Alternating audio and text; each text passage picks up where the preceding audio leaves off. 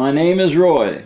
I've been called everything, but my name is Roy Fleeman. My name is Roy Raymond Fleeman. I was born in 1918, and I plan on giving you an illustration or a few words about my wonderful life.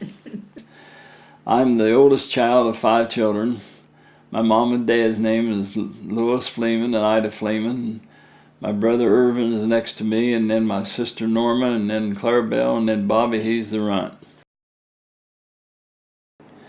Well, I was born in 1918, but then the Depression came along in the 30s or the 20s and 30s.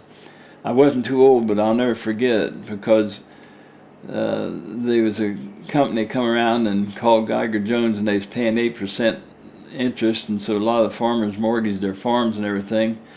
And all at once, the stock market went up and down, like it's doing now. And the last time she come down, it stopped. I remember my mom and dad saying that, boys, this is going to be rough, because corn was probably $1 a bushel, or 50 cents a bushel, or a quarter a bushel. Coal was $1 a ton. I mean, everything was just dirt cheap if you had the money to buy it. But anyway, I can remember things are happening. Well, everybody went broke. Money didn't have no value, and the millionaires was poor like the rest of us. Nothing had a value, and you don't know what it's like to live when nothing has a value. And and mom and dad, they were great supporters, bringing us up in the life that we had to go to Sunday school, whether you wanted to or not. We had to go to Sunday school.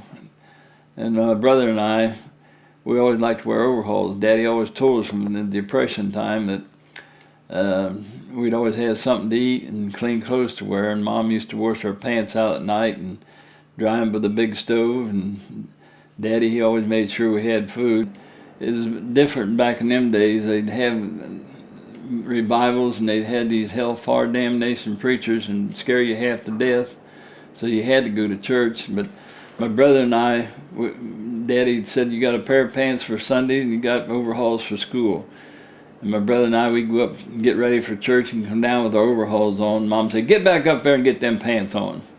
So we didn't get to wear overalls. We had to go with our pants on. Knickers at that. Think of that, knickers in them days. But one thing I'll never forget, on Sunday morning, the church was full.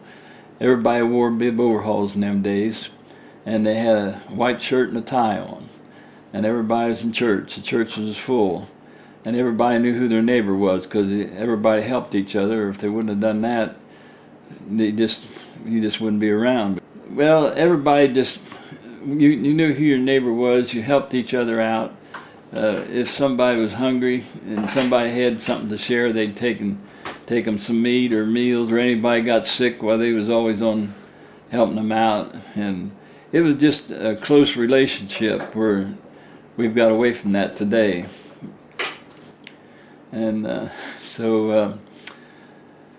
well, I think the greatest thing happened when Roosevelt became president and started the WPA, and that way everybody worked and got paid a little bit for working. And I think they've done a lot of work around for your community and your country. They've fixed roads and bridges and everything, and done a lot of work that needed to be done. And I remember back in them days, why the town, there was all gravel roads, and everybody had to take a turn with the team and hitch to the grader and clean the roads off so the mailman could go. And everybody, that's the way we opened our roads up back in them days, with a grader and a team of horses.